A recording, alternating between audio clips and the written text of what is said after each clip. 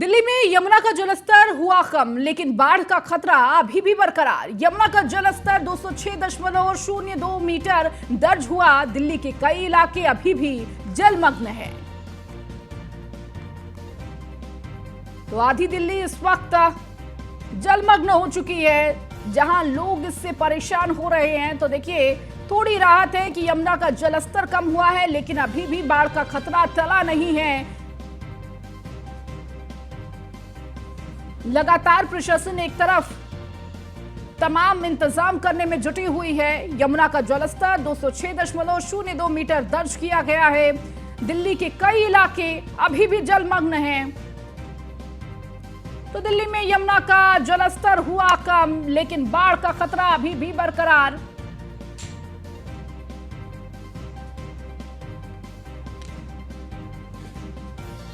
और अधिक जानकारी के साथ हमारे संवाददाता किरण पाल हमारे साथ जुड़ चुके हैं। किरण, अभी क्या कुछ स्थिति दिल्ली की बताई जा रही है? देखिए, यमुना का जलस्तर कम तो जरूर हुआ है, लेकिन बाढ़ का खतरा अभी भी बरकरार है।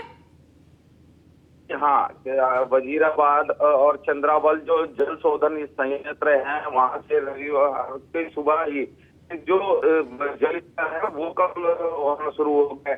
हम लाल किले के सामने की बात करें, कश्मीरी गेट, राजघाट, ये जो इलाके हैं जहाँ पर पहले काफी घुटने से ऊपर पानी चढ़ा हुआ था, वो जल स्तर नीचे जाने लगा है। और इसके साथ ही अगर हम बात करें, दिल्ली के मुख्यमंत्री भी यही कह रहे हैं कि अगर इसी तरीके से जल स्तर घटता रहा तो दिल्ली में बाढ़ का खतरा नहीं होगा। परंतु बारिश हुई तो कहीं ना कहीं बाढ़ का जो ये खतरा है ये बढ़ सकता है।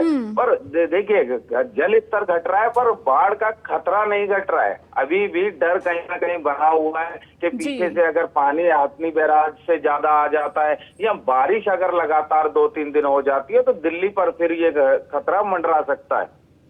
बिल्कुल किरण, देखिए अभी खतरा मंडरा रहा है और अगर बारिश होती है तो ये खतरा और भी बढ़ जाएगा। इसके साथ ही किरण, अभी क्या कुछ दिल्ली की स्थिति है? देखिए, आधे हिस्से जलमग्न हो चुके हैं, लोग इससे लगातार दो चार हो रहे हैं। किस तरह की व्यवस्थाएं देखने को मिल रही है प्रशासन की तरफ से? किरण, तो कई जो सड़कें थी वो बंद थी और अब जब जल स्तर घटने लगा है तो कुछ सड़कों पर से पानी हट गया है, जिसके कारण जो यातायात पुलिस है उसने कुछ रास्तों को खोल दिया है और लोगों को निकलना भी उन रास्तों पर शुरू हो गया। परंतु बाकी जो अन्य रास्ते कहीं वन वे बना के चलाया जा रहा है। अगर हम बात करें जैसे कि राजघाट के पास में Shantivan, Geeta colony, outer ring road, ये वो इलाके हैं जो जलमग्न थे।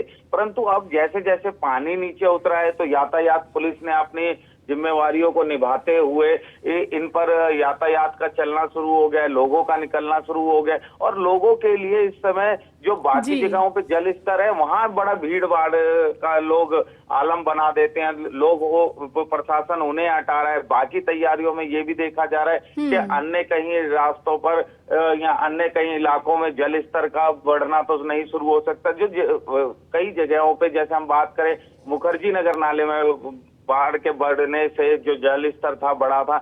हकीकत राय जो इलाका है वो डूबने लगा था, वो इलाका पूरा सरकारी ऑफिसर्स का आवास है। तो इन जगहों पे कि दोबारा अगर जल स्तर बढ़ता है तो उसके लिए क्या इंतजाम किए जा सकते हैं। जो सीवर का ओवरफ्लो था वो लगातार हो रहा था, तो इस बार वो सीवर के ओवरफ्लो को लेकर पहले से तैयारियां जुटाई जा रही है कि अगर जल स्तर बढ़ता है तो ये जो घरों का पानी है वो कहाँ डाइवर्ट कर सकते हैं, किस तरीके से लोगों को सुविधाएं जो मुहैया हो सकती है, या जो असुविधा जल स्तर बढ़ने से लोगों को जो रूट डाइवर्ट करने पड़ रहे थे, असुविधा लोगों को हो रही थी, लोग अपने काम पे नहीं जा पा रहे थे, जो लोग अंतर्राज्यीय एक दूसरी जगह जाना चाहते वो नहीं जा पा रहे थे, क्योंकि कहीं ना कहीं जल स्तर बढ़ने से जो यमुना के किनारे के लोग हैं उनमें और आसपास के लोगों में जो खतरा, जो प्रवासी लोग हैं उनमें जो खतरा बढ़ गया था। लोग पैदल चलना शुरू हो गए थे, जैसा आलम कोरोना में देखा गया कि नहीं ये दिल्ली में बाढ़ का खतरा बढ़ रहा है, हमें अपने घर की ओर प्रस्थान करना। तो ये बड़ा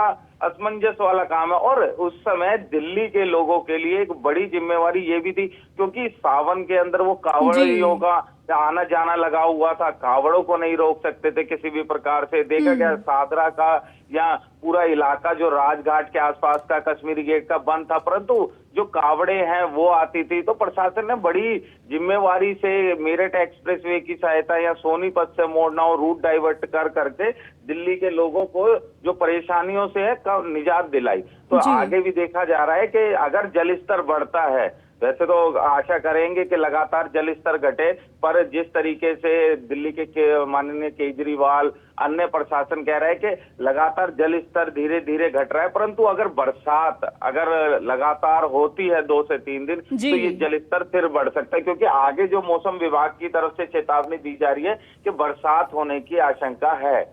ठीक है किरण, बहुत शुक्रिया इन तमाम जानकारियों को देने के लिए।